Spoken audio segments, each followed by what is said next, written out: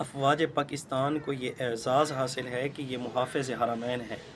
جناب نبی کریم صلی اللہ علیہ وسلم کا ایک فرمان ہے جس کا تعلق مغیبات سے ہے۔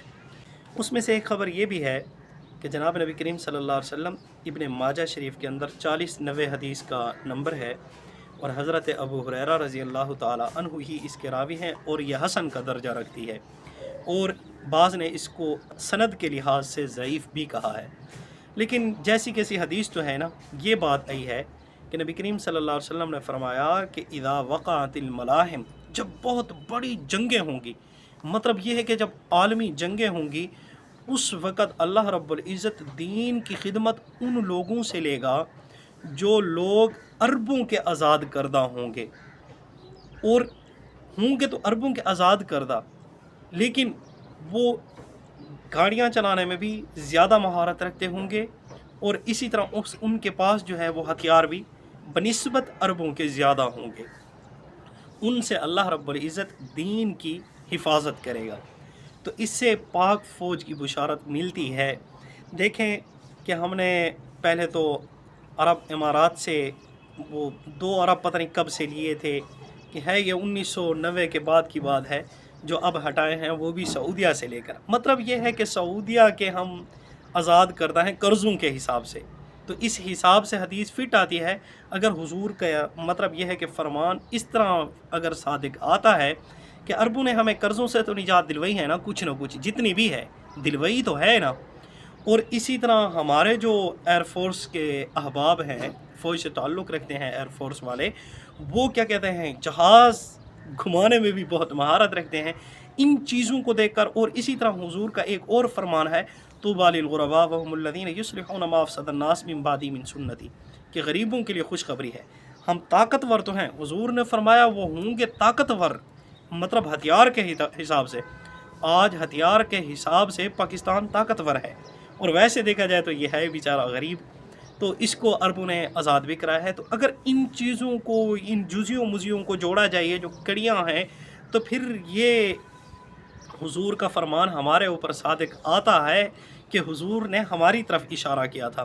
اس کی ایک وجہ محدثین نے یہ بھی بیان کی ہے کہ جو نسل در نسل مسلمان چلتے آ رہے ہیں، ان کے دلوں کے اندر اسلام کی عظمت اور اسلام کی جو کیا کہتے ہیں ویلیو ہوتی ہے نا، وہ تھوڑی تھوڑی کم ہو جاتی ہے۔ جو نئے مسلمان ہوتے ہیں ان کے اندر جذبات زیادہ ہوتے ہیں۔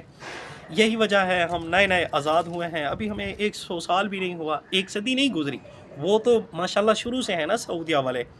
تو ہم کیا کہتے ہیں ابھی آزاد ہوئے ہیں، اور ہندو کو چھوڑ کر، ہندو مت کو اور لوگوں نے اسلام کو قبول کیا ہے، تو ہمارے اندر جذبات ہیں، اسی لیے ہمارے اندر اسلام کی محبت زیادہ ہے۔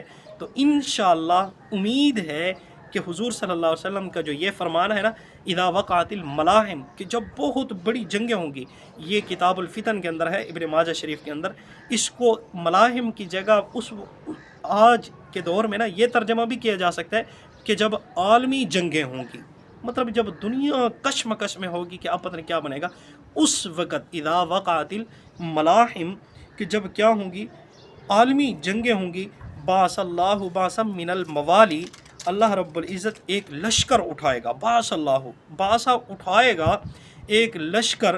اس لشکر کی خصوصیت کیا ہے؟ ہم اکرم العرب فرسن، کہ وہ عربوں سے زیادہ شاہ سوار ہوں گے۔ مطلب یہ ہے بہت بڑی مہارت کہہ لیں اس وقت، مطلب یہ ہے کہ یہ جو سواریاں چل رہی ہیں نا اس وقت، سواریوں کو چلانے میں بہت بڑے ماہر ہوں گے، مطلب عمدہ پائلٹ کہہ دیں آج کے دور کے اندر۔ اور فرمایا کہ اجودہ سلاحا، اور عربوں سے زیادہ بہتر کیا کہتے ہیں اسلحہ رکھتے ہوں گے۔ اور آپ کے سامنے ہے ابھی کسی کے پاس اس طرح کی مضبوط قوت نہیں ہے، ایٹمی قوت، جس طرح کی قوت اللہ رب العزت نے پاکستان کو دی ہے۔ اور فرمایا کہ یؤید اللہ بہم الدین، اللہ رب العزت ان کے ذریعے دین کی مدد فرمائے گا۔ تو یہ بشارت الحمدللہ ہمارے لیے ہے۔